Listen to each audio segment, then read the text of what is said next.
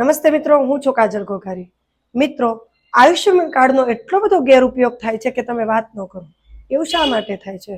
એવું એટલા માટે થાય છે કે આયુષ્યમાન કાર્ડ એવી હોસ્પિટલમાં ચાલે છે જે એની મળતિયાઓની હોસ્પિટલ હોય.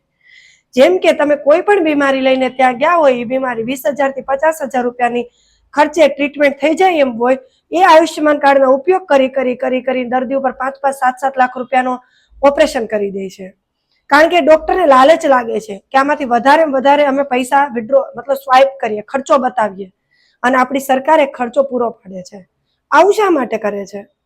આવું એટલા માટે કરે છે કે એ બતાવવા માંગે છે કે અમારી સરકાર લોકોને એટલા રૂપિયા આપે છે, પણ જનતાને એટલી ખબર નથી પડતી કે આ આયુષ્યમાન કાર્ડ આપણું જ મોત બને છે.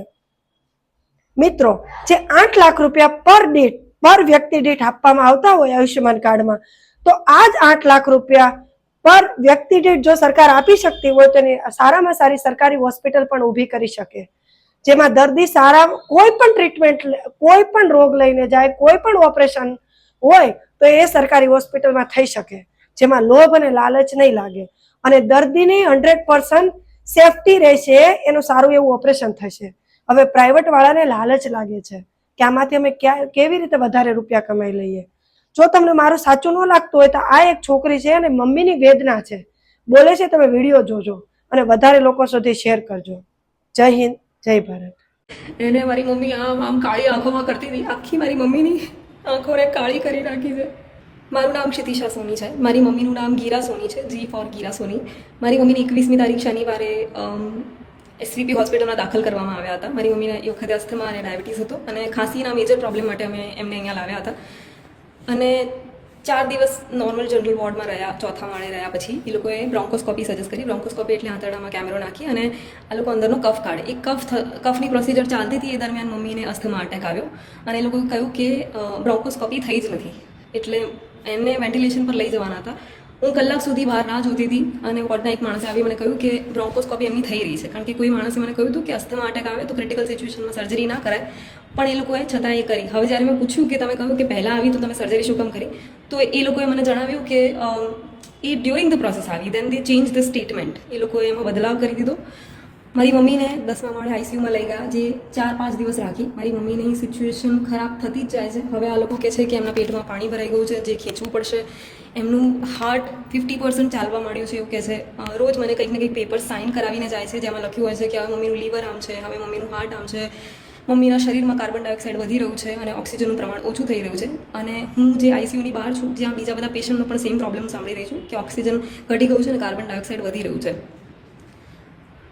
I don't know should I say this, but I have not seen અત્યાર સુધી અ પર્સન ગોઈંગ હેપીલી, થોડું પણ ખુશ થઈને એ આઈસીયુમાંથી જતું. મારી મમ્મીની કન્ડિશન વર્સ્ટ થતી જાય છે. અમે એ પેપર્સના ફોટો પાડવાનું એ લોકોને કહ્યું, ત્યારે એ લોકોએ લગાતાર મને ના પાડી. છતાંય મેં કીધું કે મારે કરવું પડશે, કારણ કે હું એકલા હાથે મેનેજ કરી રહી છું, તો તમે મને સાઇન કરવા દો. ત્યારે એમને 2 પેપર્સ લઈને આવ્યા હતા, એમાંથી એક પેપર્સ જ્યારે ફોટો પાડવાની ખબર પડી ત્યારે એ લઈને જતા રહ્યા. અને એ બીજું પેપર મેં છતાં એમને કીધું કે મને વાંચવું તો છે, તો એમાં લખ્યું હતું કે કિડની પણ ડેમેજ થઈ શકે છે, આ પણ ડેમેજ થઈ શકે છે. એટલે મેં એમને પૂછ્યું, મેં કહ્યું તમે આ શું બધા અવયવો સાઇન કરાવવા માંગો છો કે મારી mummy, it seems like my mother is a rat and they are keep doing some પ્રયોગ કે આયુષ્માન કાર્ડના ફ્રીના પ્રયોગો કરી રહ્યા છે આ લોકો.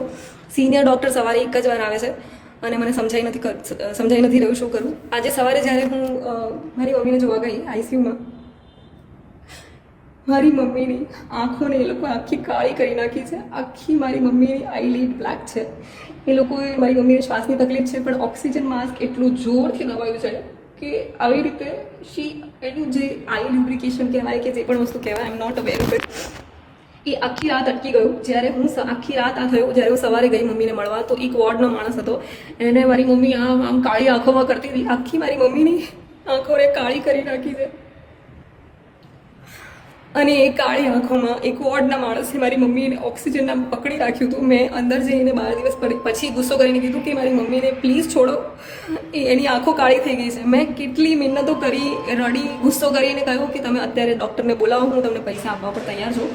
ત્યારે એ લોકોએ કેટલા 3 કે 4 કલાક પછી કે 2-3 કલાક પછી નગરી હોસ્પિટલમાંથી કન્સલ્ટ કરી અને એ જે ડૉક્ટર છે એ ડૉક્ટરને બોલાવ્યા. એ 2 સ્ટુડન્ટ ડૉક્ટર આવ્યા હતા કે કોણ, મને કોઈ જ જાણ નથી. અને મારી મમ્મીનું આંખોની ઉપર અત્યારે મારા મમ્મીની આંખોની ઉપર પટ્ટી બાંધવામાં આવી છે. મને સમજાઈ નથી રહ્યું કે આ લોકો કેવી રીતે ડીલ કરી રહ્યા છે. મારી મમ્મીની ઉપર કોઈ પ્રકારના પ્રયોગ થઈ રહ્યા છે કે શું થઈ રહ્યું છે મને કંઈ જ સમજાતું નથી. મારી મમ્મી બિલકુલ સારી કન્ડિશનમાં આવી હતી, but now she is worst. There is no I doctor in SVP. એ આઈ ડૉક્ટરને બોલાવતા પણ આ લોકોએ નાકે દમ લઈ લીધો. જો મેં ગુસ્સો થોડો પણ ના કર્યો હોત તો એ આઈ ડૉક્ટરને પણ આ લોકો બોલાવી જ નથી રહ્યા સાંજ સુધી. હવે એ લોકો બહાર આવીને કહે છે કે મારી મમ્મીનું જે આંખો જે છે એ કાળી થઈ ગઈ છે, અત્યારે પટ્ટી બાંધી છે એકદમ, અને એ આંખો જે છે એમાં એક નસમાં કે કોઈ વસ્તુમાં હેમરેજ થઈ રહ્યું છે. અને મારી મમ્મીએ અત્યારે હાથ પણ બાંધી દીધા છે. She is getting worst. અત્યારે એને હાથમાં એટલી બધી નસો પંક્ચર કરી નાખી છે કે અહીંયાથી એ લોકોને હવે અહીંયાથી નસ જ નથી મળી રહી ઇન્જેક્શન આપવા માટે, તો એ લોકોએ અહીંયા કાણું કરીને નાખી છે. એ બધી પાઇપ કે સોય કે જે પણ બધું કહેવાય, જે વ્યક્તિ આવે અપાર પ્રયાસો કરી રહ્યા છે. મારી મમ્મીનું પેટ કઠણ થઈ ગયું છે અને એને ફૂડ નથી જઈ રહ્યું, એને ઉલટીઓ થઈ રહી છે. શી કાન્ટ ડુ, એને વોટર પણ નથી જઈ રહ્યું એના શરીરમાં. આંખો પર પટ્ટી છે, ઓક્સિજન છે, ફૂડ પાઇપ છે, અહીંયા દવાનું ઇન્જેક્શનનું બધું છે. મને સમજાઈ નથી રહ્યું કે ભવિષ્યમાં મને જ્યારે કોઈ કહેશે કે એસવીપી હોસ્પિટલમાં દાખલ થવાય, મારી ખરેખર ના છે. બિકોઝ મારી મમ્મી ખરેખર સારી સિચ્યુએશનમાં આવી હતી.